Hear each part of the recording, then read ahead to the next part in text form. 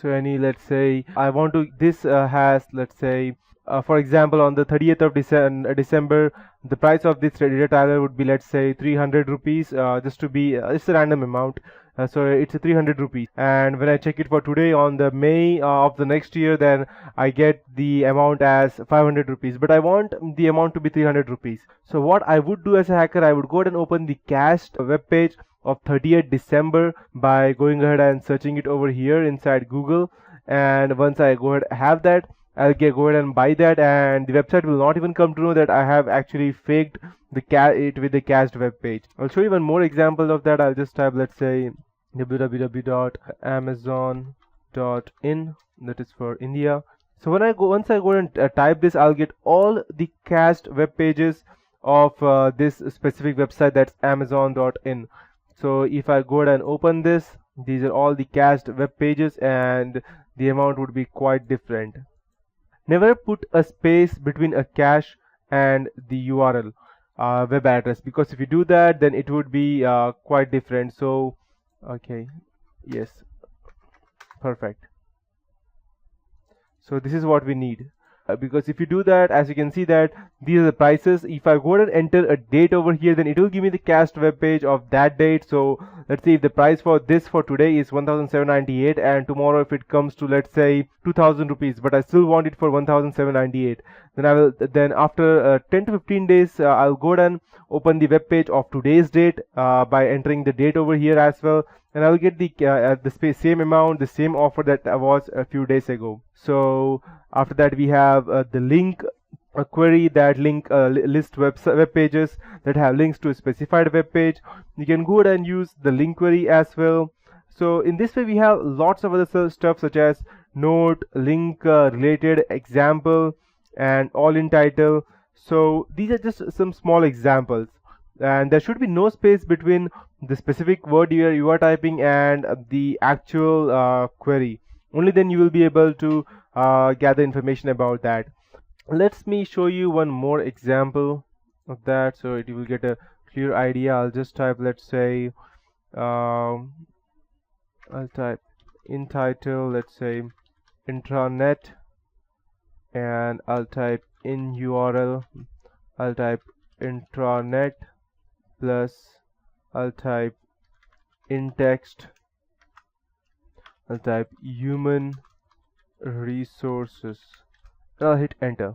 And so these are the intranet for those companies, and normally we should not be able to access this, but maybe they have not used their firewall in a proper ways, and that is the reason why how I can go ahead and access these to their specific information. So the information gathered by the attackers can be used to perform social engineering attacks, and Google will filter for excessive use of advanced operators and drop the request with the help of intrusion prevention system. I think that they have a good firewall. That's the reason I am being banned over there. So let's go ahead and check this.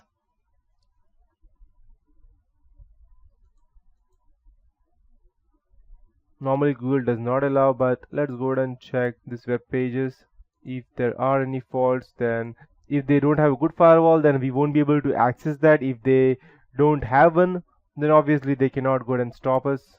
So here we are. So actually this thing is not allowed for us to see, or this is for the internet, but internet is always connected in some or the other way to a normal internet, and I should not be able to see these things, but since I have used this Google technique. So what Google does is that Google have two crawlers. One is a spider and another one is a crawler. So these two things, no matter what information you upload or what email you do, each and everything is stored inside Google. So once you have uploaded something on the internet, it will be there on Google and anyone can find it.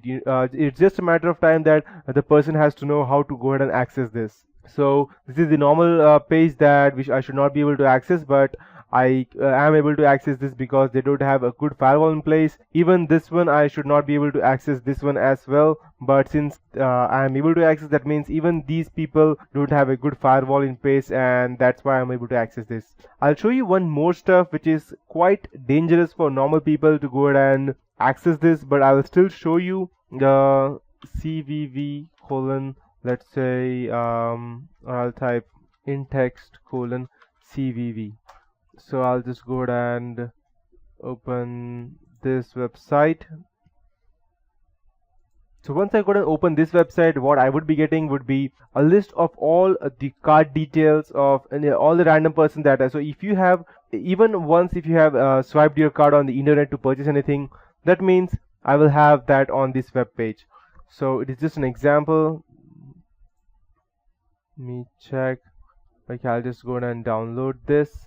If I don't have any exceptions, then I'll surely go ahead and show you. Okay, perfect. So, and when I go and you can see that we have these things, but these are expired. We have the username, the MD5 hash file for the password, which if you have a good cracker such as Burp Suit or John the Ripper that we have on Kali Linux, I'll just go ahead and open it over here.